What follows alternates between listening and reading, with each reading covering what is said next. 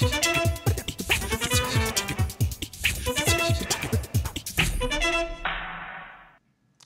and welcome to the interview here on France 24.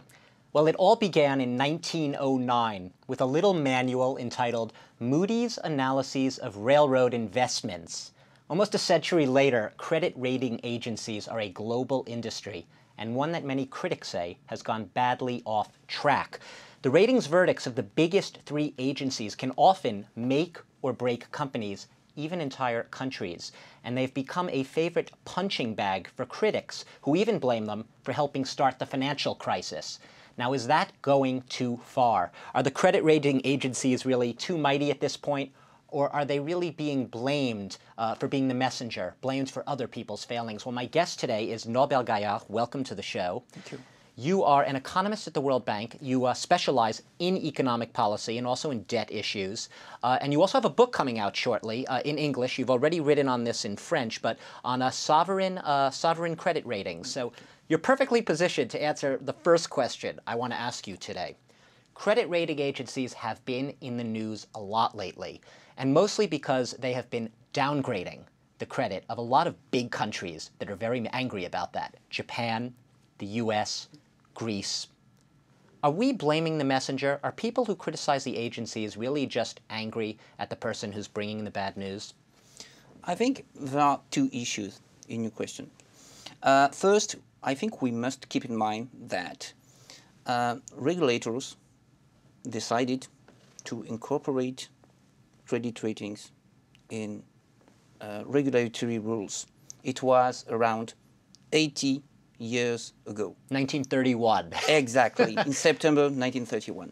And we must realize that if credit rating agencies have so much power, are so powerful today, it's mainly because politicians, regulators such as the SEC in the US, decided to delegate power, and it is what we call the delegated monitoring.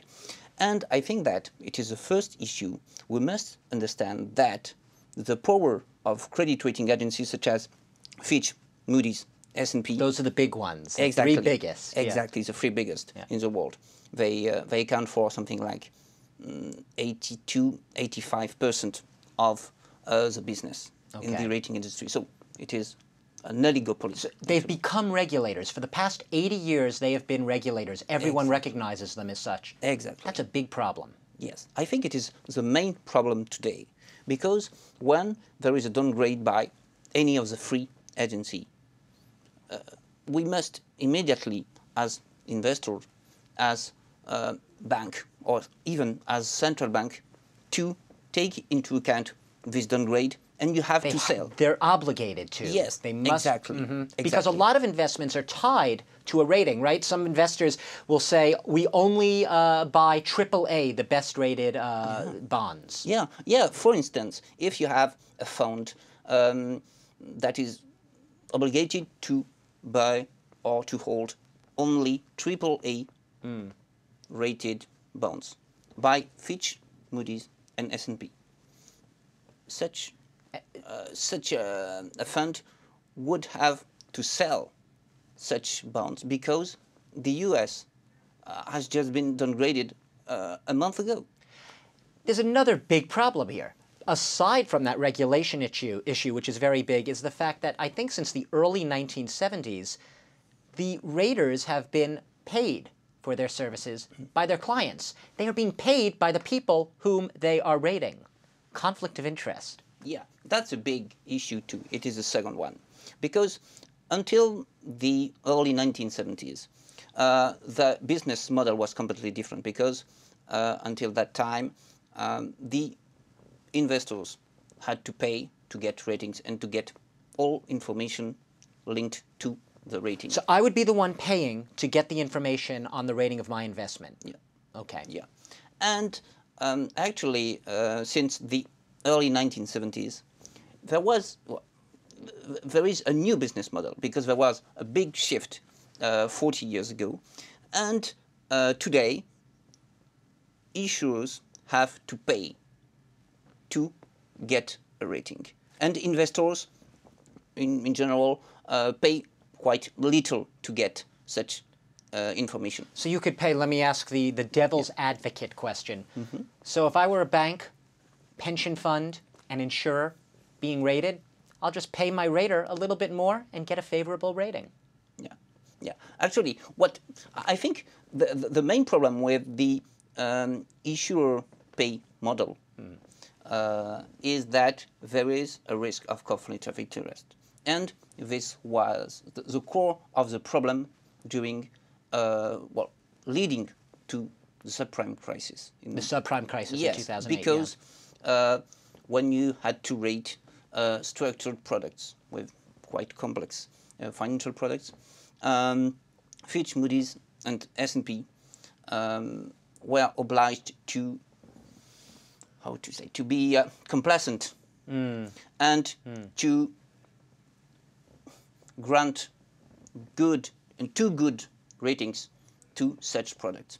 And that was the main problem. When you say complacent, what are you saying? What they had to be? They had to act very objective about it, or they had to give the benefit of the doubt to the products? I think that we must keep in mind that when you have to rate the raters, and you have to say, okay, Fitch, Moody's, or S&P has or has not good ratings, you look at default rates, and we see that for these specific financial products, I mean structured products, default rates for AAA and AA rated bonds were very high. Were very high. Much higher than for corporate ratings or sovereign ratings. And we consider that, and if we look at hearings, CNET hearings and other hearings made during the past 2 or 3 years, we realize that Moody's, Fitch, and S&P analysts rated too high. They got it wrong. Yes. They got it wrong. The subprime crisis, I mean, these were junk bonds. How could agencies, which are supposedly experts in this type of thing, they're supposed to be number crunchers, how could they be so wrong? And they're still doing it, by the way, according to the latest reports. Yes. Actually, I think there is a problem regarding human resources. I think one of the reasons of the failure of Fitch, Moody's, and S&P regarding structured products. The subprime mortgages, yes. let's say. The first problem was conflict of interest, first one. The second one, it was what I would call the human factor, because we realize now that the three agencies had not enough people, not enough analysts to rate such products. But these were the regulators. How could they not have the resources? They have a tremendous job if everyone is designating them as the people to rate. Yes. And they did it with the United States as well. The White House blamed S&P after the downgrade of the U.S. Credit rating, blamed them for a $2 trillion error. How is that possible? $2 trillion. In this specific case, I think that there is a lack of macroeconomic expertise at Fitch, Moody's, and S&P. Well, then where is that expertise? If they don't have it, who has it? I think that Fitch, Moody's, S&P should hire more economists. When you look at the background, do they have any there right now? Yeah, as soon as possible, actually. I think the main problem is that most of rating analysts have a master in finance or a master in economics, and they are graduated from very good universities in the UK, in Canada, and in the US, of course. But very few of them have a PhD in economics. The mathematical equations of how to... Yes. I think that would be very, very useful to have several... You have a PhD in economics. Yes. You should be working at the credit rating agency. Yeah. Yes, that would be an idea. You're the type of person they need there.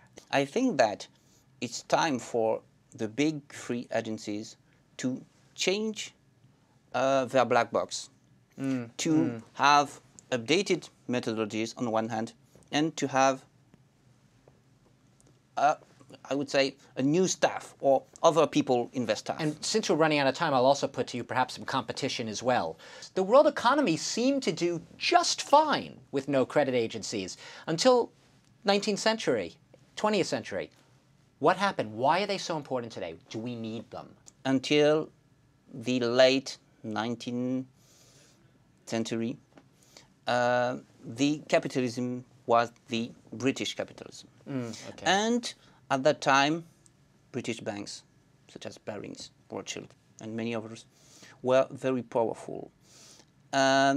With the development of capitalism in the US, there was a shift in the way corporates and even sovereign could fund and finance. And it was the boom of bond markets. And it began with the boom of railroad bonds during the last part of the 19th century and at the very beginning of the 20th century. And that was at that moment when we saw a need to have some sort of sovereign rating.